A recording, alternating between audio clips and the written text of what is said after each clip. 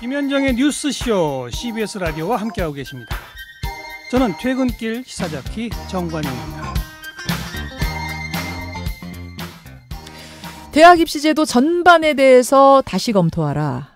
지금 제도가 기회에 접근하지 못하는 젊은 세대에겐 깊은 상처가 되고 있다. 문재인 대통령이 아세안 순방을 떠나면서 이렇게 말을 했죠. 실제로 이번 조국 후보자 딸의 입시 논란 지켜보면서 국민들, 특히 많은 학생과 학부모들은 허탈감을 느꼈습니다. 그게 불법이어서가 아닙니다. 어쩌면 불법이 아니기 때문에 더 화가 났는지도 모르겠습니다. 이것이 과연 순수하게 학생 개개인의 노력만으로 만들어지는 경력인가? 나는 훌륭한 부모가 없어서 혹은 특목고가 아니어서 저런 스펙을 만들 기회조차 잡을 수가 없었던 거 아닌가? 이미 기울어진 운동장에서 달리기를 하고 있었던 건 아닌가? 이런 얘기들이 나오는 거죠. 그래서 이미 퇴색된 학종이라면 차라리 학력고사나 수능시대로 돌아가자는 소리가 터져 나옵니다. 반면에 학종의 단점을 고쳐서 원래 취지를 살려가야 한다는 목소리도 적지가 않습니다. 이제 다시 논의의 시작입니다. 오늘 일단 양측의 의견을 듣고 여러분 그 논의의 시작을 함께 하시죠. 먼저 학생부 종합전형, 학종은 유지돼야 한다는 쪽. 실천교육 교사 모임의 전대원 대변인 연결이 되어 있습니다. 대변인님 안녕하세요. 예, 안녕하십니까. 예. 이어서 학생부 종합전형 이대로는 안 된다. 이거는 개선이 필요하다 주장하시는 측. 우리교육연구소 이현 대표님 나와 계시죠? 네, 안녕하세요. 이현입니다. 예, 두 분도 한번 인사 나누세요. 예, 선생님 반갑습니다. 오래간만에 목소리 듣네요. 그래요. 네. 네. 먼저 전대원 대변인님. 네. 지금의 입시 제도를 잠깐 설명해 주셔야 될 것 같은데, 그러니까 대학 들어가는 방법이 수시 전형하고 정시 전형 크게 나눌 수가 있고, 네네. 정시는 간단해요. 오로지 수능 성적만으로 대학 가는 거, 수능 100% 네네. 전형 이렇게 생각하면 되는 거죠? 예, 뭐 개략적으로는 그렇습니다. 예. 네. 그런데 수시 안에는 학생부 교과 전형, 학생부 종합 전형, 뭐 외국인 전형, 특기자 전형 이런 다양한 게 존재하는 거고. 특별하게 얘기하자면 학생부 교과 전형. 예. 그래서 오직 내신 성적으로 정량적 평가를 하는 전형이 하나 있고요. 오로지 내신 성적만 보는 거. 그렇죠. 예. 네. 그다음에 학생부 종합 전형, 지금 논란이 되고 있는 학생부 종합 전형이 하나 있고 이게 수시에서 주류를 차지하고 있습니다. 그렇죠. 그다음에 논술 전형이 있습니다. 그리고 마지막으로 실기 전형이 있는데 실기 전형은 사실 옛날부터 있었던 거라고 보시면 될 것 같습니다. 예. 수시 안에는 다양한 것들이 존재하는데 그중에서도 대표적인 가장 큰 비중을 차지하는 전형이 학생부 종합 전형 학종 그렇게 되는 거죠? 그렇죠. 네. 예. 이현 대표님. 네네. 지금 그 이른바 학생들이 선호하는 서울 소재 대학들, 인서울대학교. 네. 학종으로 선발하는 비율과 정시로 선발하는 비율 어느 정도 예. 돼요? 우선 서울대에서는 수시에서 거의 80%를 뽑습니다. 그리고 그중에 서울대 학종이 이제 수시가 다 서울대 학종인데요. 예. 지역균형이나 기회균형 같은 거를 제외하고 지금 문제가 되는 특권식에 유리한 전형이라고 말할 만한 전형. 그런 네. 학생부 종합 전형을 서울대 수시 1반이라 그러는데 절반 이상을 이거로 뽑습니다. 그래요. 연세대는 학종 비중은 2020학년도로 보면은 한 29% 정도 돼요. 예. 근데 아까 말씀드린 것처럼 연세대는 특기자 전형이라는 게 있습니다. 두 개 합치면 연세대도 한 46% 정도 되는 거고요. 성균관대는 학종만 46%가 넘고요. 서강대도 학종이 거의 49%, 50% 육박하고 고려대가 지금 이제 이번에 조 후보자 자녀 문제가 고려대 입학이었었잖아요. 예. 내년도 입시광 내는 걸 보면 학종으로 전체 60% 이상을 뽑고요. 여기에 대해서 특기자로 또 10% 뽑으니까 거의 70% 이거로 뽑는다. 70%가 수시다. 네, 여러분 이 정도만 들으셔도 그러니까 소위 명문대라고 불리는 혹은 서울 인서울대학이라고 불리는 대학에서는 상당히 많은 비중이 수시 중에서도 학종과 특기자 전형 이런 식이 된다라는 걸 아실 거예요. 그래서 우리가 이제 이것에 대해서 다시 한번 따져보자는 건데 문제 제기하는 쪽에서 먼저 문제 제기하시는 게 낫겠네요. 이현 대표님. 네네. 예. 취지 다양한 학생을 선발한다. 그리고 대학이 원하는 인재상을 뽑는다라는 좋은 취지에도 불구하고 뭐가 문제라고 보시는 겁니까? 조 후보자 자녀의 대입 전형이 특기자 전형이었다. 어학 특기자 전형이었었거든요. 예, 지금도 예. 고려대에서 그거로 뽑습니다. 학생들. 명칭은 좀 바뀌었고 자격 조건은 약간 바뀌긴 했지만 예. 그것이 이제 학종 문제랑 지금 연결돼서 문제가 제기가 되는 것이 예. 서류에 어떤 활동을 했느냐가 부모의 능력에 의해서 영향을 받을 수밖에 없다는 겁니다. 서류에 들어가는 어떤 활동, 어떤 경험들을 했느냐가 부모의 개입 여지가 너무도 크다. 예를 들면 이제 의과학 대학교 연구소에서 인턴십을 했다는 거잖아요. 예, 예. 이게 아무나 할 수 있는 게 아니지 않겠습니까? 대학 교수가 지도해주는 논문을 쓴다. 예. 이거 일반 학생들로서는 상상할 수 없는 것들이거든요. 그런데 그렇게 서류 만든 내용 가지고 대학에 진학했다. 여기서 이제 상실감과 분노가 일어나는 거 아니겠습니까? 자, 이 부분에 대해서 네네. 전 대변인 어떻게 생각하세요? 그 논문이라는 게 이미 입사관 전형이라서 지금 이게 10여 년 전 입시입니다. 입학 사정관 전형. 그렇죠. 10여 년 전 전형 가지고 지금 얘기를 하게 되면 조금 뭐 이거 지난 이야기가 되죠. 버스 탈 때 지금 저 카드 찍고 나가고 있는데 회수권 시대 얘기를 하면 저희가 어떻게 뭐 말을 하기가 좀 애매하고요. 한마디로 설명을 드리면 예? 외부 논문은 지금 학생부 종합전형에서 절대 들어갈 수가 없습니다. 그러니까 10년 전에 조국 후보자 딸 시절에 입학사정관제에서 지금은 네. 상당히 이것저것 안 되는 게 많아졌다. 바뀌었다 이 말씀이에요. 예, 들어갈 수가 없어요. 이게 이명박 정부 시대에 이 입학사정관 전형이 도입이 되었는데 초창기에 혼란은 어쩔 수 없다 치더라도 너무나 많은 혼란상과 그리고 과열이 이런 문제가 된 거죠. 예. 그래서 믿을 만한 학생부로 학교 내 활동으로 이걸 집어넣자라는 말씀입니다. 지금은 교내 활동만 적을 수 있습니까? 지금은 학생부에다? 그렇죠. 학생부 종합전형. 그러니까 논문 같은 경우도 제가 지금 논문 지도를 하고 있는데 이거는 예. 교과에서 이게 논문이라기보다는 연구 보고서 형태인데 예. 이 보고서는 들어갈 수 있는데 예. 밖에서 하는 논문 어느 교수한테 가서 어디 인문대학 교수 가서 어디 Y대학 인문대학 교수한테 가서 뭐 논문을 쓴다든지 어디 뭐 카이스트 가서 논문을 쓴다든지 이런 거는 절대로 들어갈 수가 없습니다. 지금 아예 배제가 돼 있는 것이고 이미 끝난 얘기다. 그걸 좀 아셨으면 좋겠고요. 전 대변인님 잠시만요. 네. 그러면 부모의 개입 여지가 없다고 보시는 건가요? 부모의 개입이 어느 정도 학생들에게 영향을 미치느냐는 교육학에서 상당히 오래된 논쟁거리 중에 하나고 예. 부모의 영향력이 어쨌든 안 들어갈 수는 없습니다. 학종에도 있을 수는 있는데 예. 한번 상식적으로 생각해 보세요. 너 대회 나가라고 할 수는 있어요. 예. 엄마가. 근데 그 누가 나가야 되겠어요? 실제로 나가야 될 사람은. 학생이요. 본인이 들어가야 돼요. 자. 그리고 반장 선거 나가라고 할 수 있습니다. 학생들한테. 반장 선거 나가라고 하면은 예. 누가 나가야 되겠어? 본인이 나가야 되고 뽑아주는 건 학생들이에요. 이 모든 것을 부모의 재력이나 부모의 영향력으로 할 수 있다라는 게 아니거든요. 그러니까 지금 전 대변인께서는 부모의 개입이라는 하는 것을 그러니까 뭐 독려하는 차원, 잔소리하는 차원, 열심히 해라라고 관리하는 차원 정도로 말씀하시는 것 같고 아마 이현 대변인은 그 차원이 아닌 다른 의미의 부모 개입을 말씀하시는 것 같은데 이현 대변인 차원의 문제가 아니라 이현 대표님 팩트의 문제인데요. 예. 아까 그 논문은 10여 년 전 얘기인데 그 얘기를 지금 왜 하냐. 그 예. 얘기를 이게 불거져 제가 말씀을 드린 거고요. 예. 창의적 체험활동이라는 게 있습니다. 예. 거기에 이제 그 동아리 활동이나 뭐 자율활동, 봉사활동, 진로활동이 들어가는데 예. 학생들이 예를 들면은 뭐 생명과학의 빛 이런 동아리를 만들었다고 쳐보자고요. 생명과학의 빛. 예. 근데 그 동아리 멤버 중에 한 아버지가 모 대학교의 생명과학과 교수세요. 그래서 실험지도 같은 걸 받을 수 없을까요? 예. 소위 외고나 뭐 자사고 정도 다니는 학교의 아이들 중에는 부모님들이 대학 교수인 분들은 즐비하시고요. 법 쪽에 계신 분들도 뭐 많으시고 재벌의 중요 임원들도 많으신데 예. 이분들 네트워크 활용하면 일반 애들은 할 수 없는 활동들을 할 수 있는 그런 일들이 아주 쉬워지고요. 이게 활동 기록으로 쓰여지는 겁니다. 지금 학종에서는 외부 활동이나 외부의 논문 같은 걸 쓸 수 없게 되긴 했으나 예. 여전히 활동이 중요한데 그 활동을 부모가 어떤 지원해 주냐에 따라서 수준이 아주 달라진다는 겁니다. 중요한 거는요. 이게 합격에 결정적인 영향을 줄 수 있다는 거거든요. 왜냐하면 학종에서 보는 게 서류고 서류의 활동이니까 결국 부모의 능력이 합격에 결정적인 영향을 준다. 다른 말로 말하면 부모가 성적을 만들어준다. 그런 활동 내용의 기록 가지고 너는 그런 명문대학에 이렇게 쉽게 들어갔니? 여기서 분노하는 거 아니겠어요? 알겠습니다. 여기에 대해서 지금은 알겠습니다. 그렇지 않다. 이렇게 말하는 건 제가 볼 때는 뭐 무책임한 부분이 있다 이렇게 생각이 들어요. 그러니까 교회 활동을 제한한 지금도 역시 부모의 개입 여지는 상당히 크다는 부분 전 그렇죠. 대변인님 어떻게 생각하세요?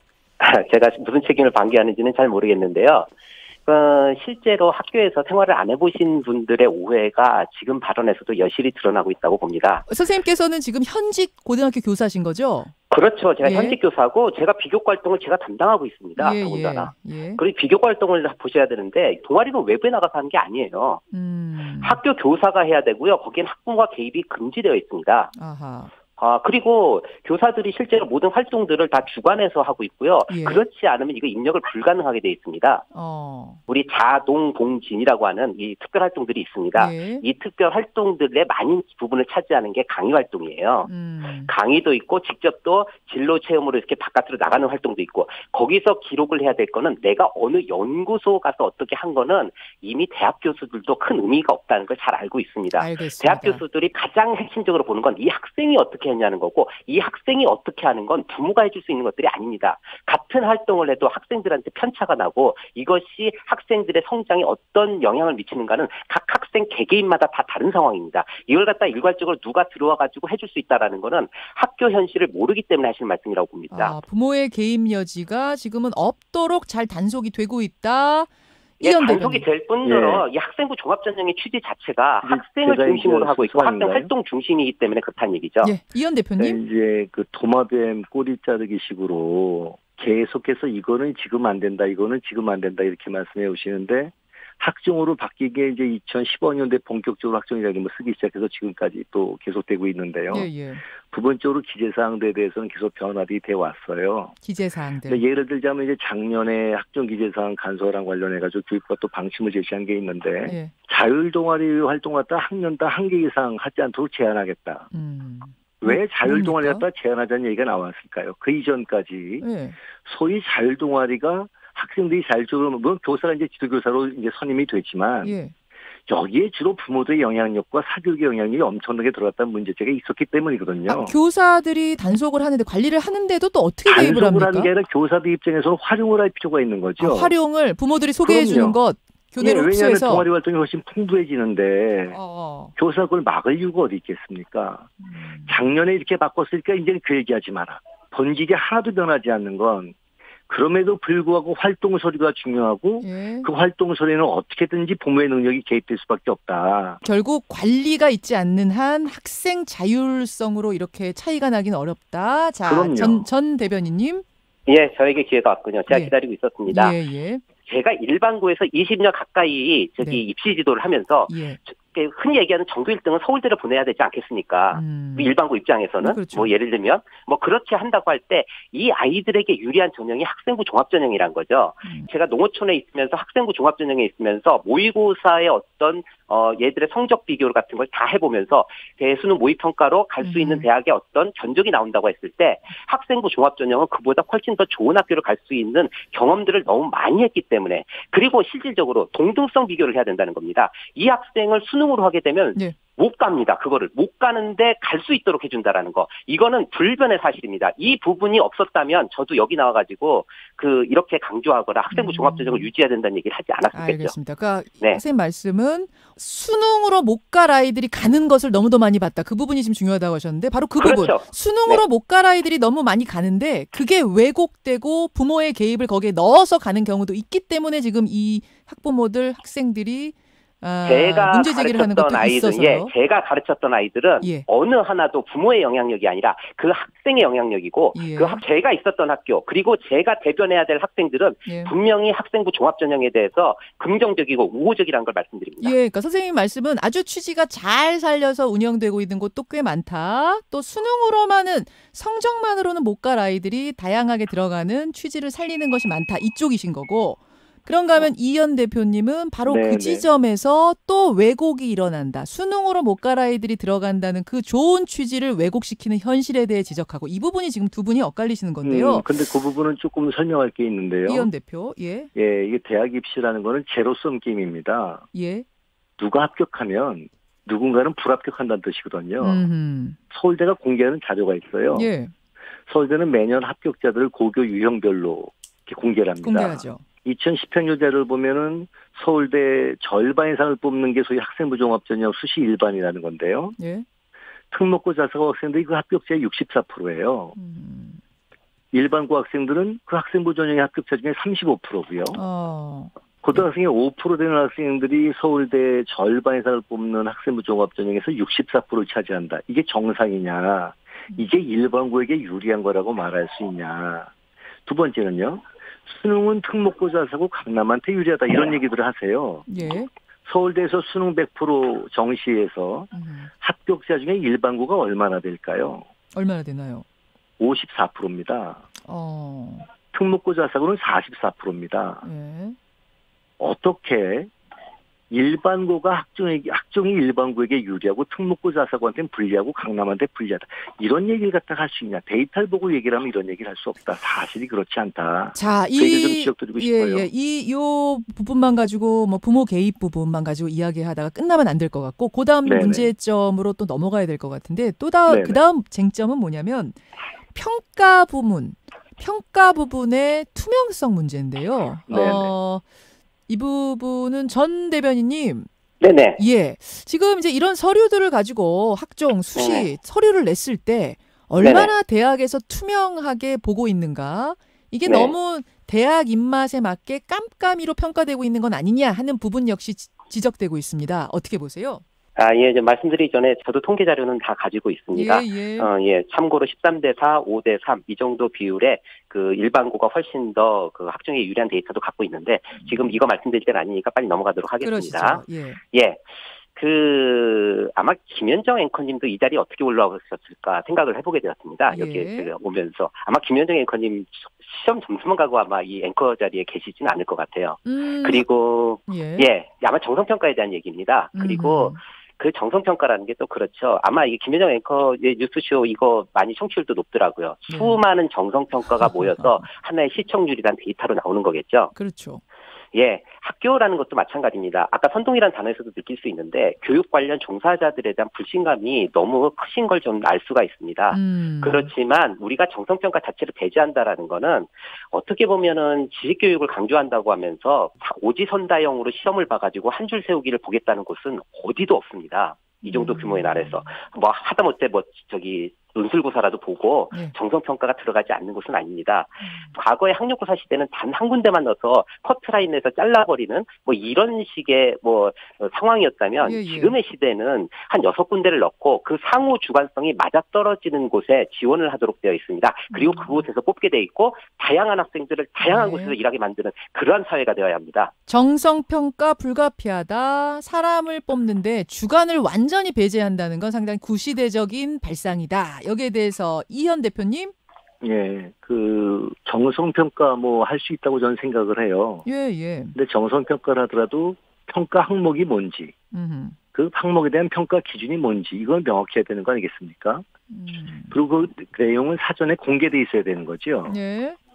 그래야지 어떤 항목에서 어떤 평가 기준에서 내가 어떤 항목은 몇 점을 받았다 이런 게 있어야 될 것이고요. 예를 들면 자기소개서 몇 점, 활동평가 몇 점 이런 게 구체적으로 나와야 된다? 네, 그거 알려줘야 된다. 다룰 수 있겠지만 있어야 되는 거죠. 지금은 전혀 안 알려주나요? 지금은? 알려주지 않죠.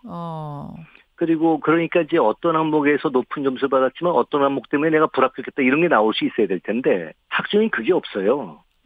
평가 기준이나 채점 기준을 공개하지 않았고 그리고 이제 종합평가를 했다고 말하는 겁니다. 떨어져도 왜 떨어졌는지 알 수 없고 붙어도 왜 붙었는지 알 수 없는 전형이 돼버리는 거죠. 이런 정성평가는 정성평가라고 말할 수 없는 기본적으로 공정한 평가의 프로세스 자체를 놓치고 있다고 생각이 들어요. 자, 전 대변인님 답변 주시죠. 그걸 어떻게 점수화를 시킵니까? 정성평가에서 그걸 갖다가 내가 이 학생의 미래성을 봐가지고 미래성을 더 평가해서 한다고 한다면 보여달라고 하면 보여줄 수는 있어요. 이 학생은 미래성이 30점 그리고 미래 그다음에 학교 생활의 충실성이 20점 하고 만들어서 보여달라고 하면 보여줄 수가 있는데 그게 무슨 의미가 있냐는 거죠. 그럼 어떤 식으로 표시를 하나요? 선생님들이 표시는 하실 거 아니에요? 머릿속으로 그냥 이름 쓰시는 건 아닐 테고. 아니죠. 자체적으로 점수를 다 시키죠. 점수화는 시키는데 그 점수화가 절대화되고 공개되면 그럼 판도라의 상자가 열리는 겁니다. 학생부 종합전형에서 정량적차 테스트가 없는 게 아닙니다. 일정 정도 1차 관문은 그중에서 합격생의 5배수를 뽑는 거기 때문에 그 1차 관문을 통과하는 절차는 그렇게까지 시간이 걸리지 않죠. 정량으로 한번 걸러낸다. 그렇죠. 정량평가도 한번 들어가고 그다음에 정성평가도 들어가서 1차적으로 갈라집니다. 이런 과정들을 갖다 자꾸 무시하고 발언을 하게 되면 마치 엄청난 뭐가 있는 것처럼 갔는데 다 합리적인 프로세스들이 다 도입되어 있습니다. 이현 대표님. 네. 이제 마지막으로 한 발언씩 정리해 주시고 마쳐야 될 것 같습니다. 예. 제가 학교 이름까지 얘기하지는 않을 텐데 학생부 종합적인 평가할 때 2단계로 하는 학교가 많아요. 1단계는 서류로 뽑고 이제 2단계에서 면접을 합니다. 1단계 서류로 뽑을 때 모 대학 같은 경우는 이렇게 되어 있습니다. 서류평가 700점, 예. 면접 300점. 700점이라는 말은 그 서류평가 항목당 점수들을 매겼다는 뜻이거든요. 그래서 총점이 700점 나오게 하겠다는 뜻 아니겠습니까? 그 700점 만점으로 평가했을 때 어떤 학생은 690점 되고 예. 어떤 학생은 680점 되고 이랬던 거죠. 그래서 1단계를 통과한 학생도 있고 통과하지 못한 학생도 생기게 되는 거거든요. 예. 이미 점수로 채점을 해놓은 겁니다. 그 채점한 결과를 갖다가 뭐 가지고 어떻게 채점한 건지 알려달라는데 그걸 알려주면 난리가 난다고 얘기를 하는 거예요. 무슨 난리가 날까요? 왜 난리가 날까요? 이걸 보여주지 못하겠다라고 하는 평가라고 한다면 그냥 무조건 믿으라는 얘기밖에 안 되는 것인데. 알겠습니다. 자, 여기까지 네. 이현 대표님 말씀 마무리하고 마지막으로 네. 전 대변인님께 또 똑같은 시간 마무리 발언 시간 드릴게요. 우리는 좀 먼 미래를 좀 내다봤으면 좋겠습니다. 뭐 특정 대학에서 비리가 하나 있는지는 잘 모르겠습니다. 뭐 있을 수도 있겠죠. 그리고 뭐 있기도 하겠고요. 네. 그렇지만 우리 시대는 우리가 앞으로 살아갈 시대는 과연 대한민국이 이제 선진국이 되었고 미국도 하고 있고 프랑스도 하고 있고 다른 나라도 다 하고 있고 일본도 하고 있는 어떤 정성평가적 요소를 갖다가 우리나라만 못해가지고 이걸 갖다가 한 줄 세우시로 돌아가자라고 할 때 우리가 기회비용을 고려해야 됩니다. 우리가 교육의 목표는 무엇인가? 우리가 앞으로 어떤 사회를 만들어가야 하는가? 그리고 앞으로 우리가 살아가야 하는 과연 1970년대처럼 패스트펠로우 전략으로 무작정 남이 만든 걸 따라가야 되는 그런 나라인가? 우리 교육은 미래의 먹거리를 만드는 일임과 동시에 우리 학생들의 창의성과 자율성을 신장시키는 본연의 목표를 해나가야 합니다. 충분히 노력하고 있고 충분히 열심히 하고 있고 부족한 것은 우리가 같이 협력해서 노력해 나가야 된다. 이게 제가 말씀드리고 싶은 말씀입니다. 자. 이제 이 논의는 시작입니다. 대통령이 화두를 던졌고요. 시작 단계에 양쪽의 의견을 듣고 아마 오늘을 끝으로 끝내는 게 아니고 계속 논의를 좀 이어가도록 하겠습니다. 오늘 두 분 고맙습니다. 네, 예, 감사합니다. 예, 수시, 특별히 그중에서도 학종에 대한 이야기 나눠봤습니다. 학종을, 수시를 이대로 유지해야 된다는 실천교육교사 모임의 전대원 대변인, 그리고 학종은 개선이 필요하다, 축소해야 된다 주장하시는 우리교육연구소 이현 대표였습니다.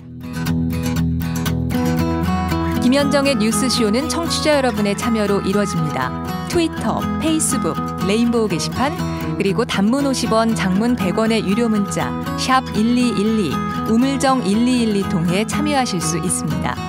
김현정의 뉴스쇼, 여러분과 함께 만듭니다.